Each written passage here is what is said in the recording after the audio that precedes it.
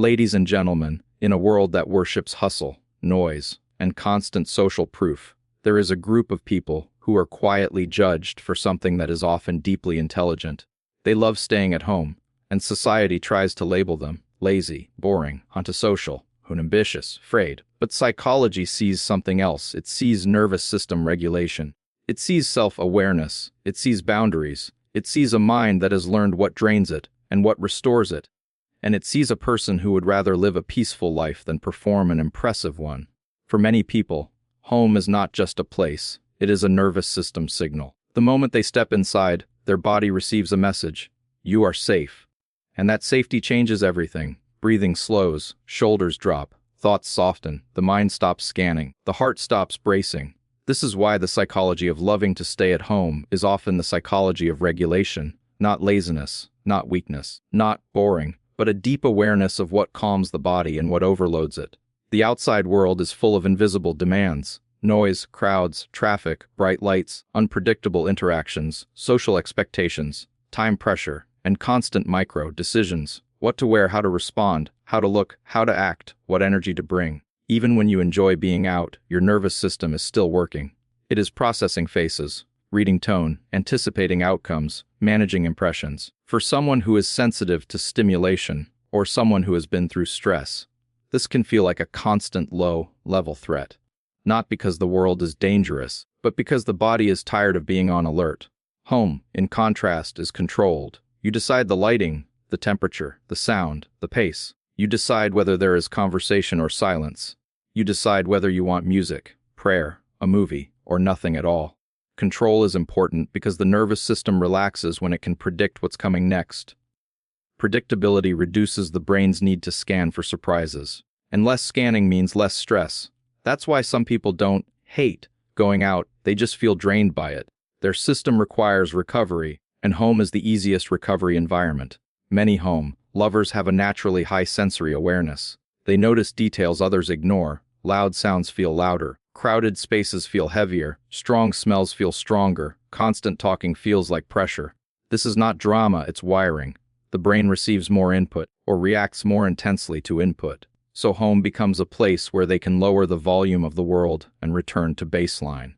When you understand that, you stop judging them for staying in. You start realizing they're not avoiding life, they're managing stimulation so they can function at their best. There is also a psychological difference between being relaxed and being socially safe. Outside, many people wear a mask, not a fake mask, a social mask. They monitor their expressions, their tone, their posture, their reactions. They try to be polite, impressive, pleasant, interesting, stable. That monitoring is effort. At home, the mask comes off. You can sit in silence without explaining. You can be tired without performing energy. You can have a quiet face without worrying someone will misread it. You can eat without being watched. You can think without being interrupted.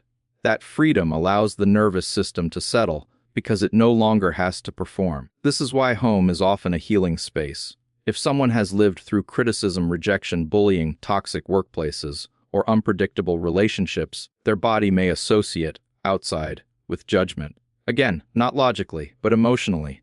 The nervous system remembers patterns. It remembers that being seen can lead to being evaluated, and being evaluated can lead to pain. So home becomes the opposite of that, a place where you're not constantly being assessed. It becomes a place where you can restore your dignity and rebuild your sense of self without pressure.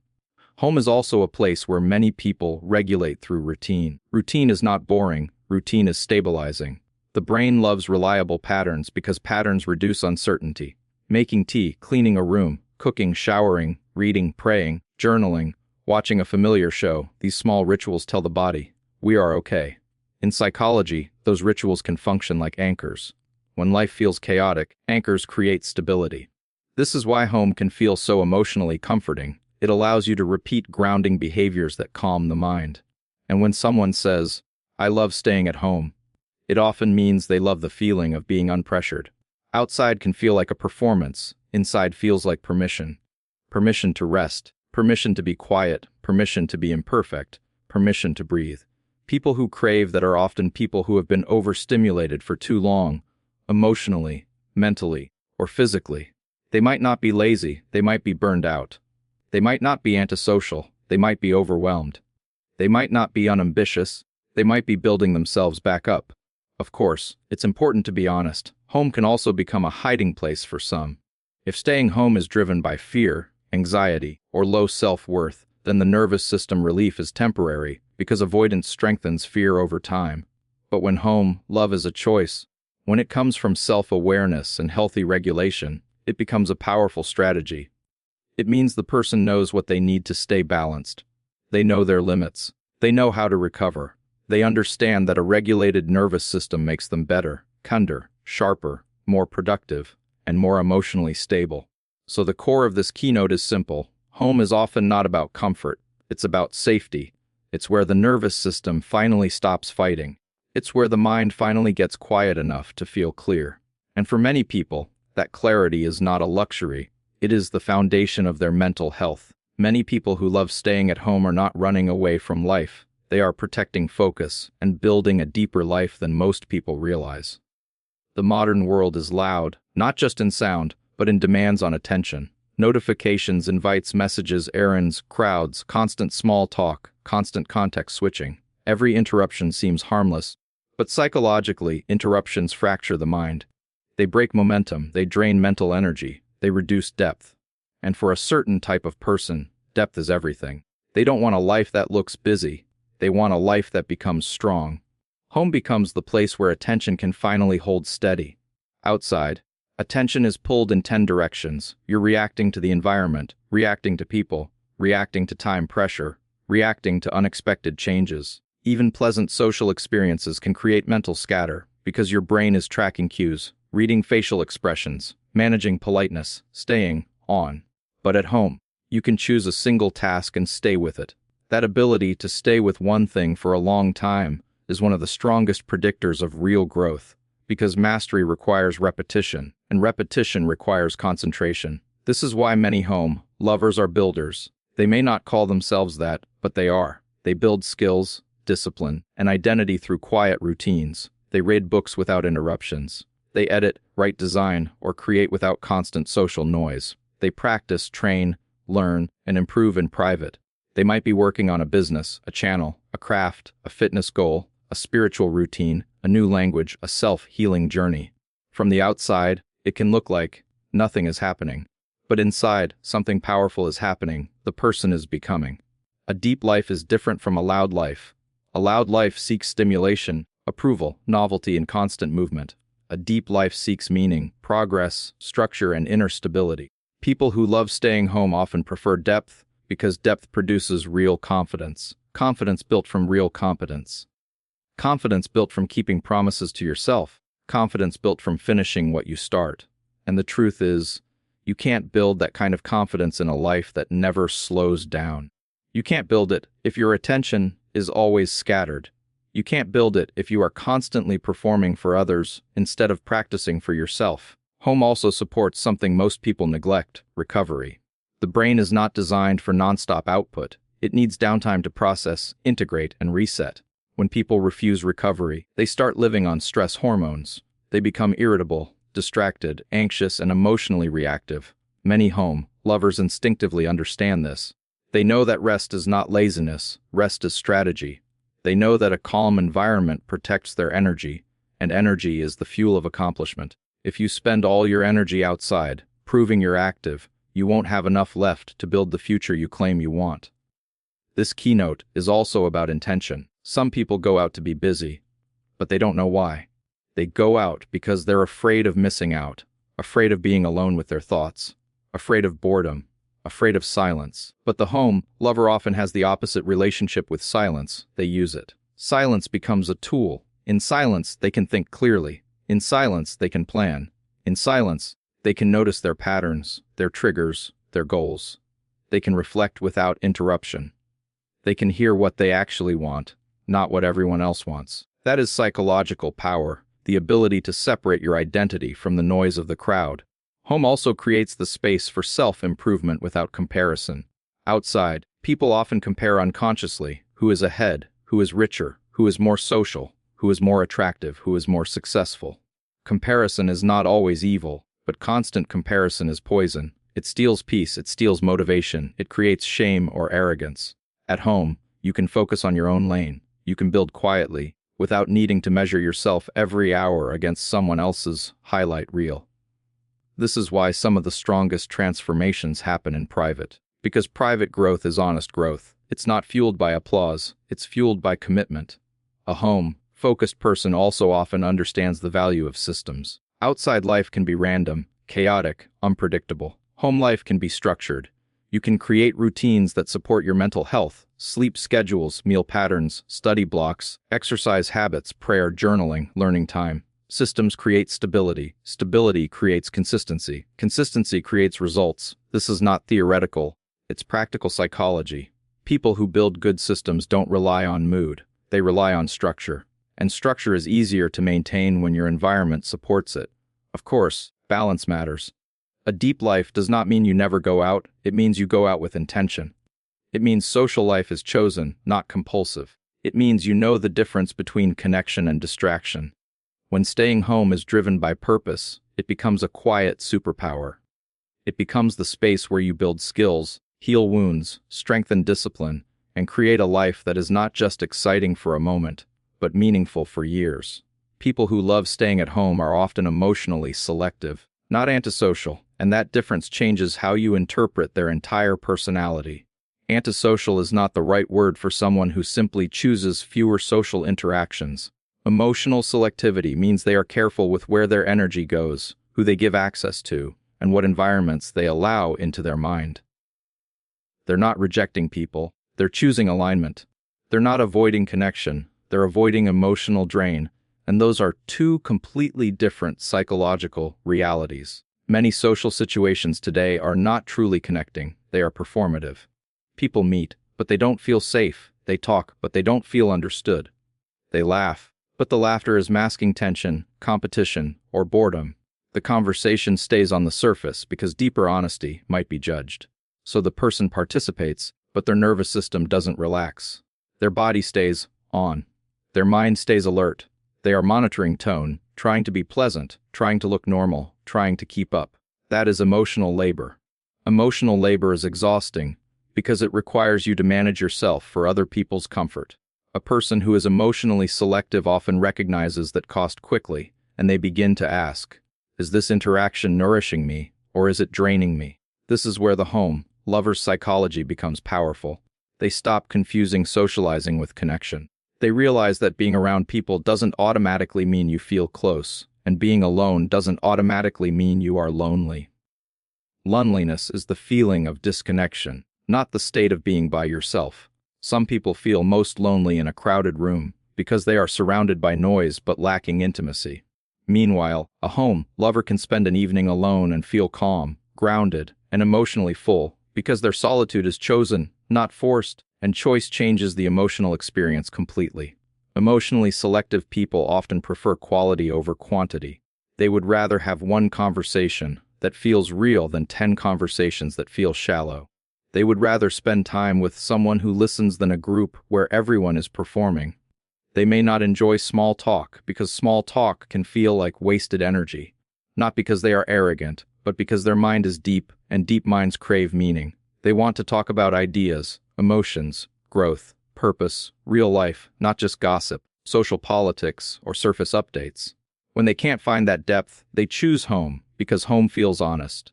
Another part of emotional selectivity is boundaries. Many people have learned the hard way that not everyone deserves access. Some people drain you with negativity. Some people compete with you quietly. Some people use your vulnerability as entertainment. Some people gossip about what you share. Some people only call when they need something. After enough experiences like that, a person becomes selective, not bitter, selective. They start protecting their peace. They start saying no without needing a dramatic reason. They start leaving environments that feel heavy. They start choosing fewer relationships, but stronger ones. And from the outside, it can look like they are isolating, but inside, they are filtering. Emotional selectivity is also common in people who are sensitive to social energy. They pick up moods quickly. They feel tension in a room. They notice sarcasm. They sense hidden conflict. They detect when someone is fake. This sensitivity can be a gift, but it also makes social situations more tiring because they are processing more than others. They don't just hear the words, they feel the vibe. So a casual gathering can leave them exhausted, not because people were bad, but because the emotional input was high. Home becomes the place where the input is low and the nervous system can recover. This keynote also includes a strong sense of self-respect. Emotionally selective people often refuse to waste time in spaces where they have to shrink themselves. They don't want to laugh at jokes they don't find funny. They don't want to agree just to fit in. They don't want to pretend they're interested when they're not. They don't want to be around constant complaining, constant drama, constant ego games. They would rather be alone than be dishonest. That's not antisocial, that's integrity. However, emotional selectivity can have a shadow side if it becomes avoidance. Some people choose home because they are protecting peace. Others choose home because they fear judgment. The difference is the emotion driving the choice. When the choice is driven by clarity, it feels calm. I'm choosing what's good for me. When the choice is driven by fear, it feels tense. I'm hiding so I can't be rejected. A healthy home lover can still socialize when they want, they just don't feel compelled. An unhealthy home stayer feels trapped by anxiety. So emotional selectivity is healthiest when it comes with freedom, the freedom to say yes when it's meaningful, and no when it's draining, without guilt controlling either option. At its best, this keynote describes a person who values real connection, respects their energy, and refuses to perform. They don't hate people. They hate meaningless social pressure. They don't dislike community. They dislike fake closeness. They don't avoid relationships. They avoid emotional depletion. And when they do choose someone, they often choose deeply, because for them, connection is not a habit, it is an investment. People who love staying at home often display a powerful form of independence, the ability to be alone without feeling abandoned, and to enjoy solitude without collapsing into loneliness. This is one of the clearest signs of emotional self-sufficiency, because many people confuse constant activity with happiness, and constant social presence with worth. But a home-loving person often has a different inner structure. They don't need the world to entertain them every hour. They don't need a crowd to confirm they matter. And they don't need constant stimulation to escape their own thoughts. They can sit with themselves, and that ability is not small. It is psychologically advanced. Solitude is not isolation.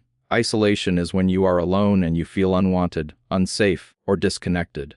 Solitude is when you are alone and you feel steady, restored, and in touch with yourself. The emotional difference is choice.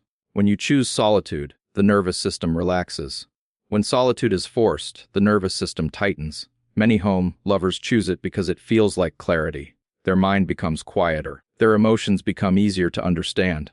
Their body becomes less tense. They stop absorbing other people's moods. They stop performing. They return to baseline. In a world full of noise, baseline becomes rare, and people who know how to return to it hold a huge advantage. A major part of self-sufficiency is internal validation. A person who is comfortable at home often doesn't rely heavily on external approval to feel okay. They can enjoy a simple evening without needing to post it, prove it, or get reactions to it. Their sense of worth isn't tied to being seen. They don't treat silence like punishment. They don't treat boredom like failure. They can find satisfaction in small, private experiences, cooking, organizing, reading, learning, watching a film, praying, journaling, working on a personal project. This reveals a stable identity, because stable identity means you can be present with yourself without needing constant distraction. Home-loving people often develop a richer inner world. Some are thinkers, they process deeply. Some are creators, they build ideas, scripts, designs, businesses, routines. Some are healers, they reflect, they grow, they work through emotional patterns. Some are simply people who appreciate calm and simplicity. But the common thread is that they can generate meaning internally. They don't need the outside world to constantly deliver excitement. They can make peace from within.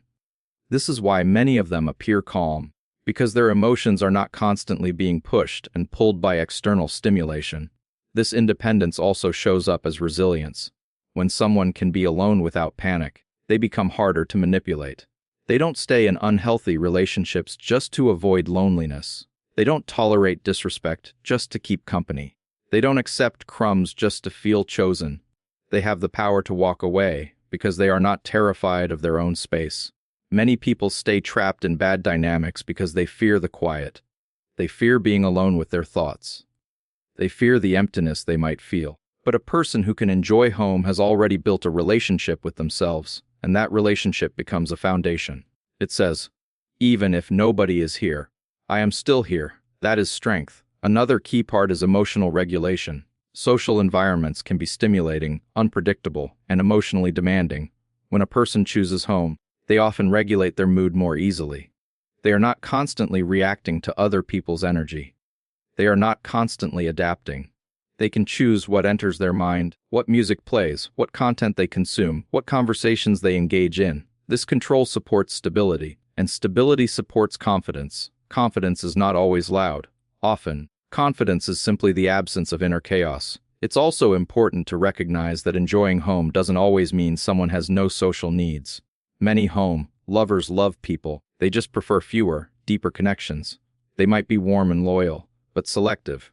They might enjoy social time in small doses, then return home to recharge. They understand their rhythm. They respect their capacity. This is self-knowledge, and self-knowledge is one of the strongest forms of intelligence. Because when you know your limits, you stop betraying yourself for approval.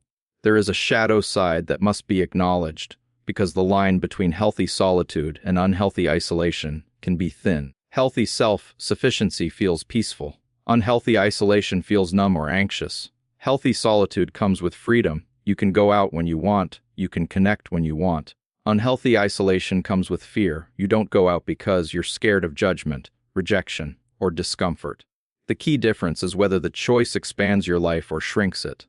A healthy home lover uses solitude to recharge and build. An unhealthy home stayer uses solitude to hide and avoid. At its best, this keynote describes a person who has built a stable relationship with themselves. They can enjoy their own company without needing constant noise.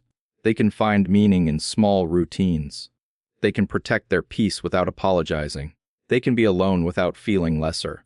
And in a world that often confuses attention with worth, that kind of independence is not just a personality trait, it is emotional power. There is a crucial psychological difference between staying at home as a healthy choice and staying at home as unhealthy avoidance. And the difference is not what your life looks like from the outside, it's what your body feels like on the inside. A healthy choice feels calm, grounded, and intentional. Unhealthy avoidance feels tight, anxious, and fear-driven. Both may produce the same behavior, staying in, but the emotional engine underneath changes everything, because what you repeatedly do for relief becomes your future identity. Healthy home love is self-care with self-respect. It comes from knowing your needs and meeting them without shame. You stay home because it restores you. You stay home because it supports your focus. You stay home because you prefer peace. You stay home because you enjoy your routines. You stay home because you have a rich inner world. And most importantly, you could go out if you wanted. You just don't feel pressured to. Freedom is the sign of health. If you can choose both, staying in and going out, without fear controlling either option, then your home life is a sanctuary, not a cage. Unhealthy home staying often begins as relief. Relief from judgment, relief from awkwardness, relief from social anxiety, relief from rejection, relief from feeling not enough, relief from comparison, relief from the discomfort of being seen. The brain loves relief because relief lowers stress, so the mind learns quickly. If I stay home, I feel safer. The danger is that safety becomes shrinking. You avoid the short-term discomfort, but you also avoid the long-term growth. Over time, the world outside starts to feel bigger and scarier because you have less practice. Confidence doesn't grow in comfort, it grows in exposure. So avoidance creates a loop. The less you go out, the harder it feels to go out, and the harder it feels, the more you avoid. That loop can quietly steal years. This is why fear-based staying home often comes with guilt, shame, and restlessness. You may tell yourself you love being home, but your body feels tense. You may say you're fine, but you keep scrolling, overeating, sleeping too much, or distracting yourself to numb discomfort. You may feel a heavy sadness when you hear others living life, not because you truly want their lifestyle, but because a part of you feels stuck. Healthy home love feels nourishing. Fear-based home staying feels like hiding. A powerful way to tell the difference is to ask, is my home choice expanding me or shrinking me? Expanding means you feel more stable, more creative, more disciplined, more connected to yourself. You use home time to recharge, to build skills, to care for your body, to deepen relationships that matter, to plan your life, to heal. Shrinking means you feel more numb, more disconnected, more fearful, more stuck. You are home, but you are not present. You are hiding, but calling it peace. You are avoiding pain, but creating more pain later. Another sign is how you feel about connection. In healthy home love, you still value people. You still can reach out. You still can show up when it matters. You might prefer fewer interactions, but you are capable of meaningful connection. In avoidance, you often want connection, but fear blocks it. You overthink messages, you dread phone calls, you fear being judged, you assume rejection, you postpone meetups until they disappear. Then you feel lonely, not because you're meant to be out every night, but because fear is stealing your ability to choose closeness. It's also important to understand that avoidance does not always look like fear on the surface. It can look like excuses. I'm too busy. People are annoying. Going out is pointless. I don't need anyone. Sometimes the mind builds a proud story to protect you from admitting the truth. I'm scared. Or, I feel insecure. This is not weakness, it's self-protection. But if you want freedom, you have to name what's driving you honestly, because you can't heal what you refuse to admit. Healthy home love becomes even stronger when it includes small, brave exposures. You don't need to become a social butterfly. You just need to keep your freedom alive. Freedom stays alive through practice. A short walk outside. A quick grocery trip without rushing. A coffee with one trusted person. A small meetup. A gym session.